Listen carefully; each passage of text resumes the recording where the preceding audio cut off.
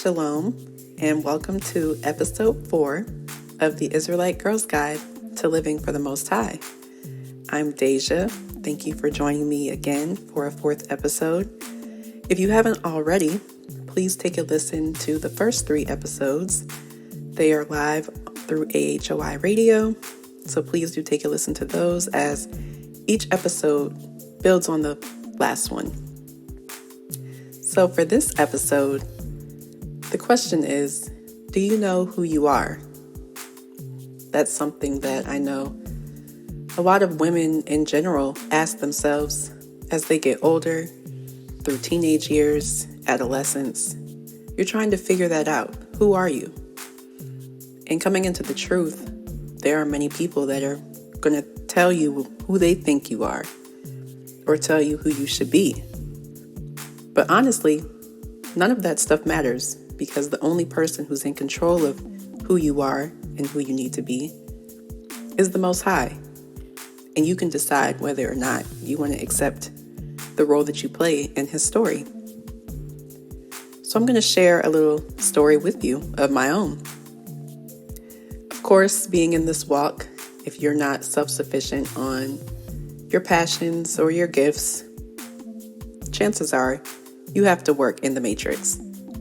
Nothing's wrong with that. It's an admirable thing. Allow the matrix to sustain your family while you wait on the Most High. So the question came up to me.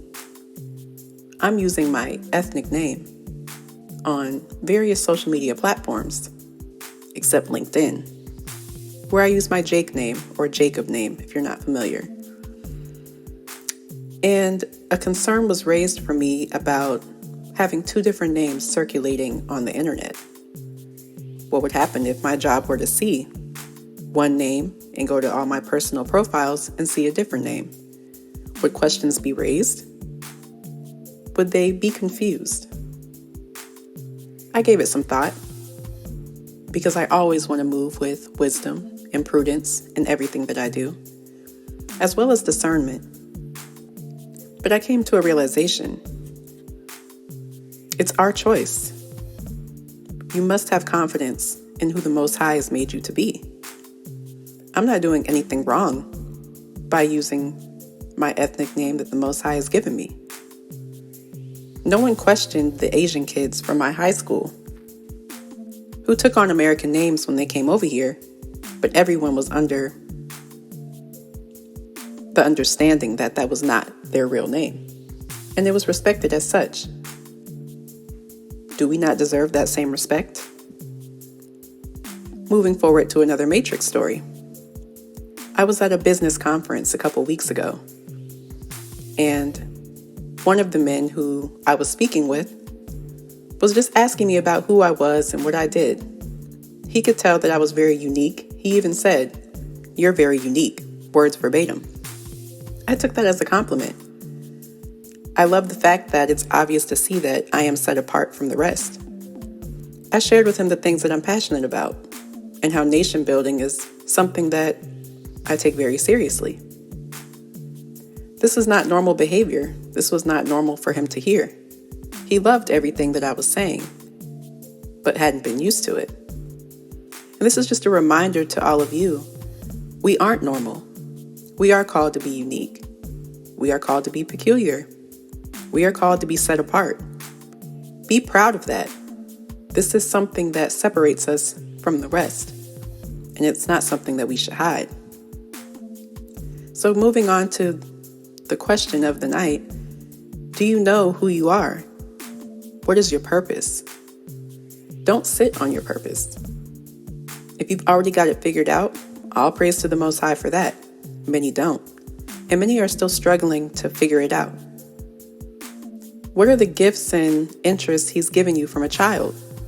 Most likely, those are the gifts He's given you to use for His glory.